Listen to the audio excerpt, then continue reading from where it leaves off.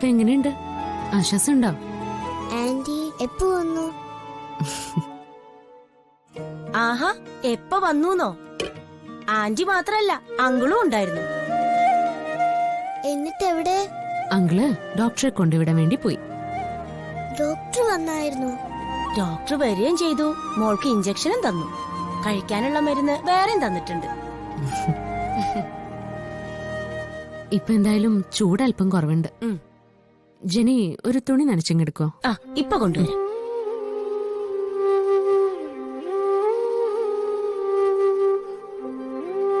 ഗൗരി വന്നില്ലേ? ഗൗരിമോള് സ്കൂളിൽ പോയില്ലേ? ഞങ്ങൾ ഇങ്ങോട്ട് വന്ന കാര്യം ഗൗരിമോൾ അറിഞ്ഞിട്ടില്ല.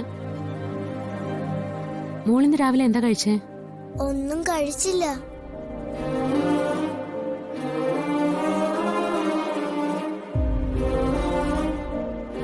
ഇന്ന് മാത്രമല്ല, ഇന്നലെ ഒന്നും കഴിച്ചിട്ടില്ല. അതെങ്ങനാ? കരച്ചിലൊന്ന് നിർത്തി വാതിലൊന്ന് തുറക്കണ്ടേ? മാഡം ഞാനും ഫുഡും കൊണ്ട് കതകിന് പുറത്തുനിന്ന് എന്തോരം വിളിച്ചു. മോള് കേട്ട ഭാവവും നടിച്ചില്ല, വാതിലും തുറന്നില്ല.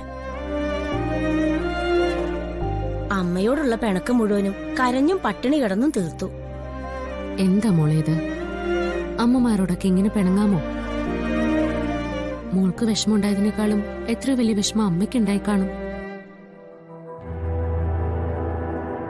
ആഹാരമായിട്ട് വന്ന് വിളിച്ചപ്പോ മോൾ ആഹാരം വാങ്ങിച്ചു കഴിക്കാതിരുന്നത് ശരിയായില്ല.